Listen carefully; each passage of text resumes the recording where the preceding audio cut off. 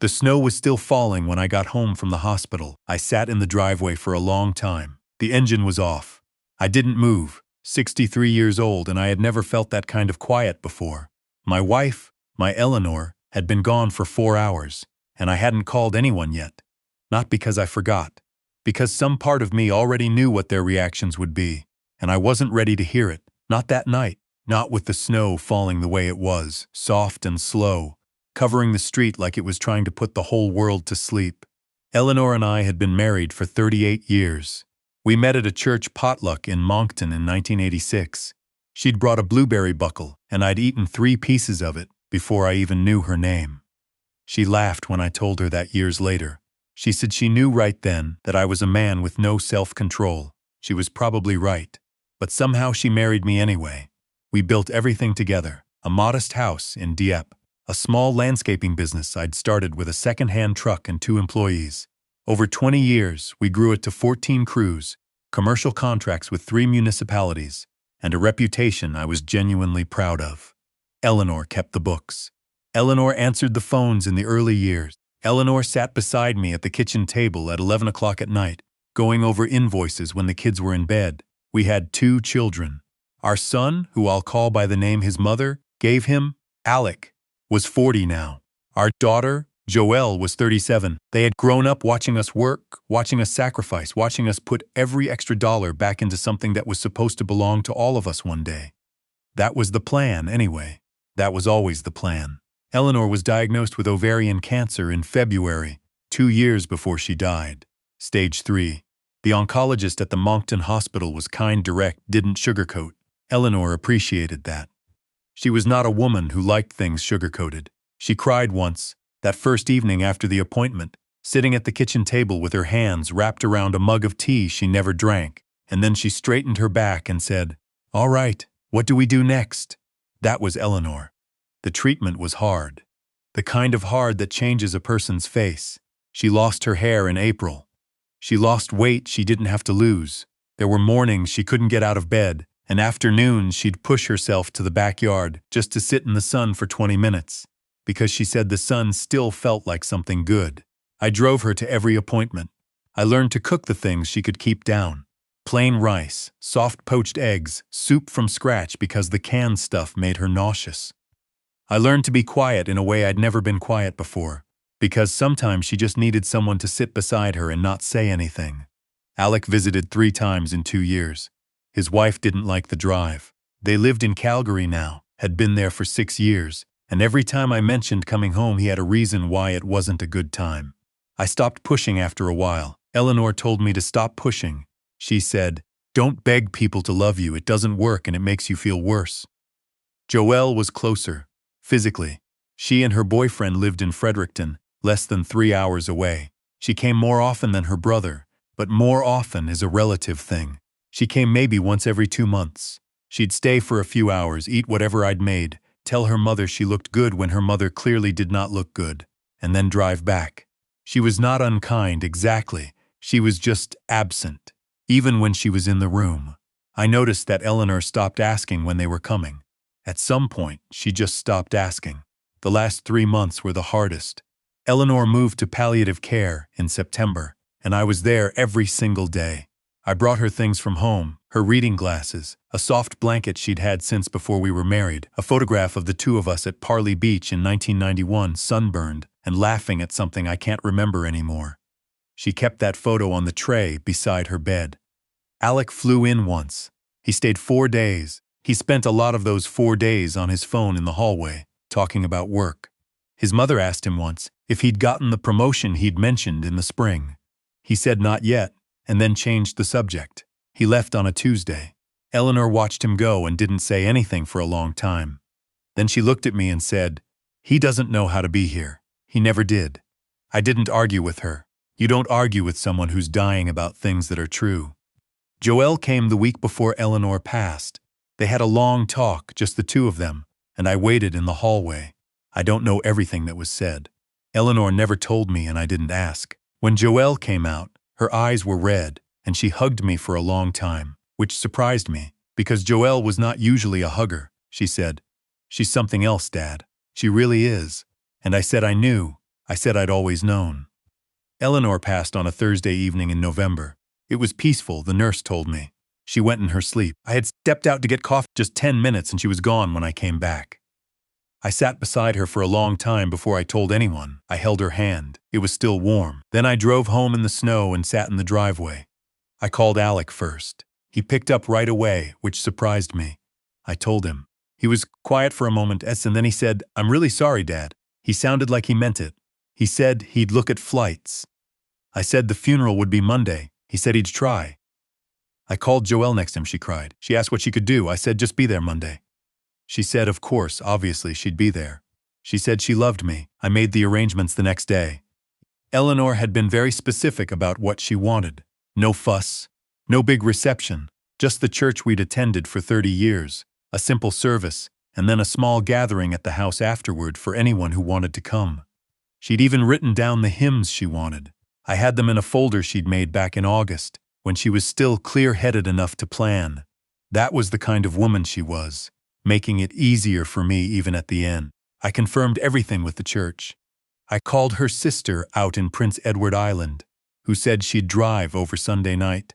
I called our old neighbors, the Tremaines from down the street, who had been friends with Eleanor since 1998. I called her friend from the Landscaping Association, a woman named Beverly who had known us for 15 years.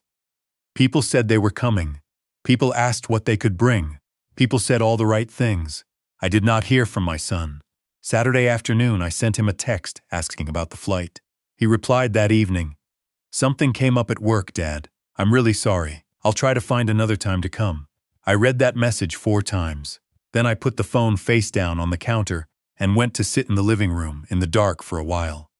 Sunday, I called Joelle to check in and she didn't answer. She called back 2 hours later, and her voice had that particular careful quality I had learned to associate with bad news being delivered gently. She said she was so sorry, but her boyfriend's cousin was having a birthday party. A big one. It had been planned for months, and she didn't think she could make it to Dieppe by Monday morning. She said maybe she could come later in the week. I said, "The funeral is tomorrow, Joelle." She said she knew. She said she was really sorry. I didn't say anything for a long moment. Then I said, "All right," and I hung up.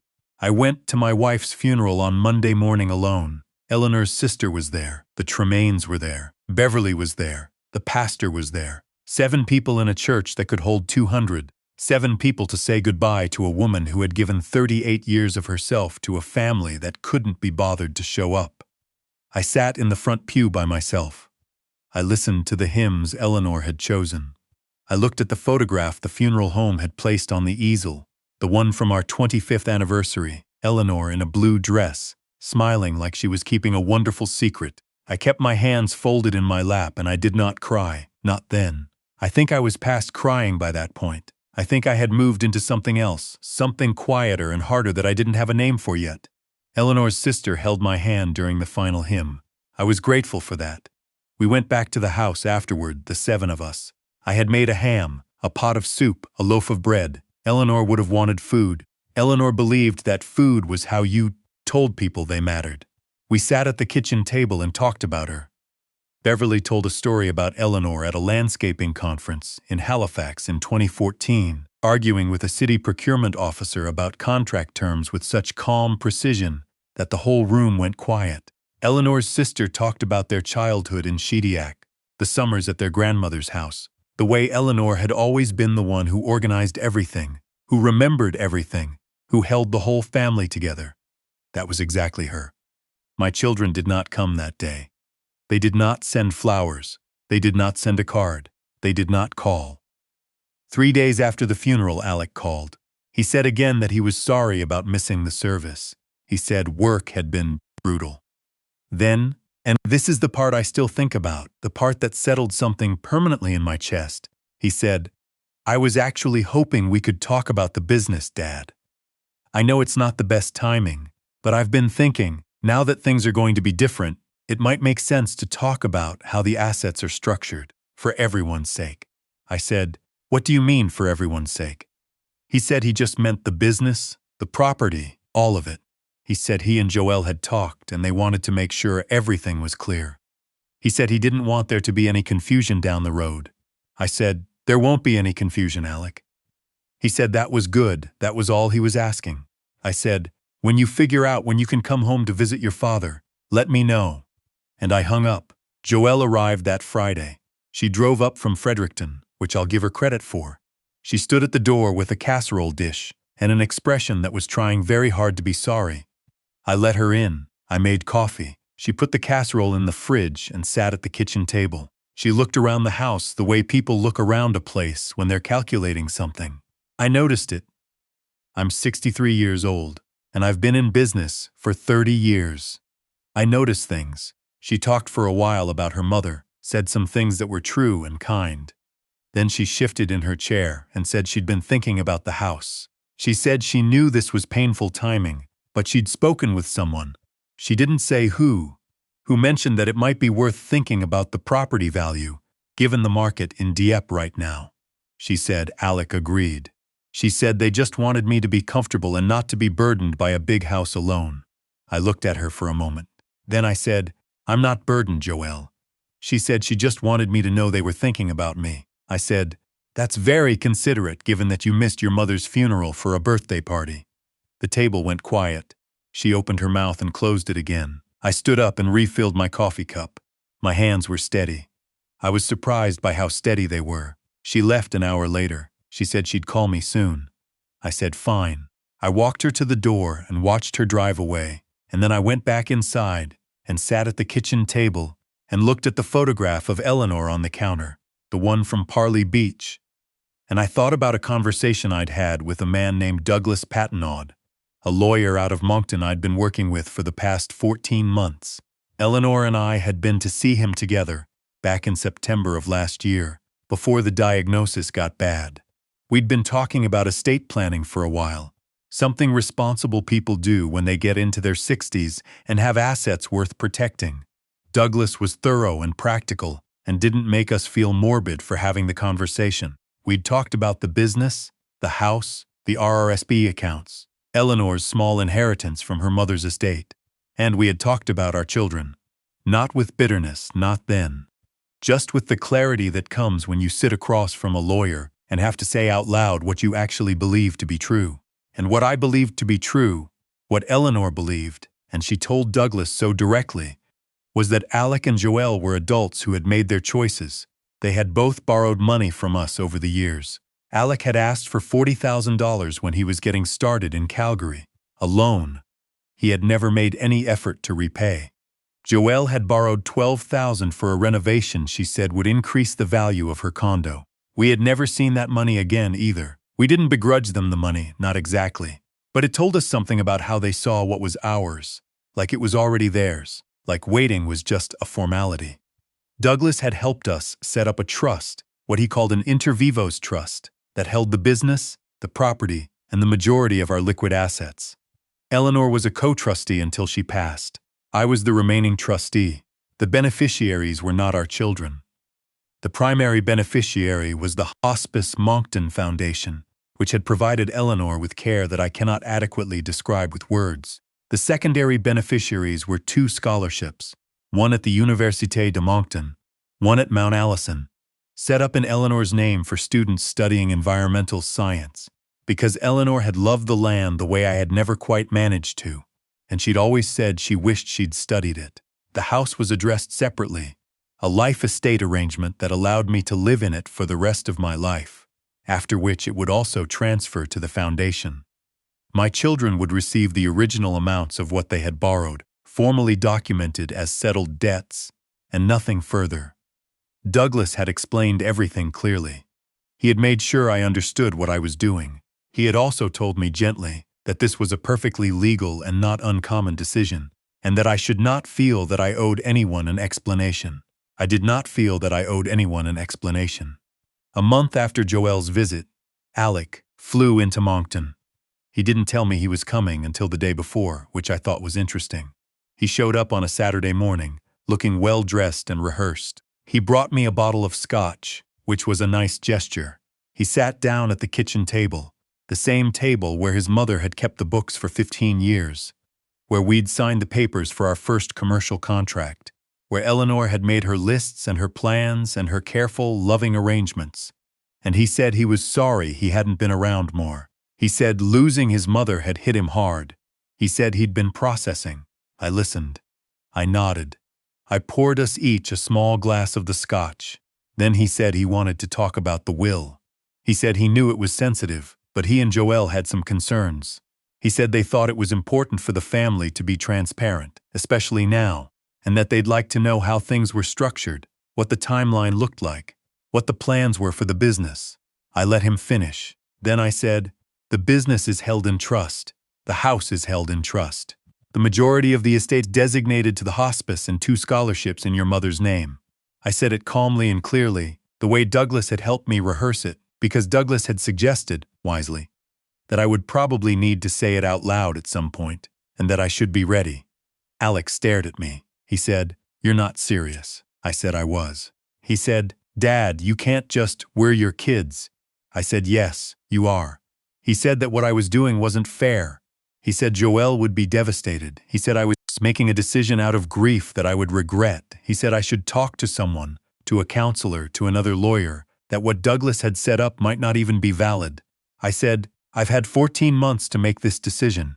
Your mother was part of making it, and it's already done." He was quiet for a long time after that. When he spoke again, his voice was lower.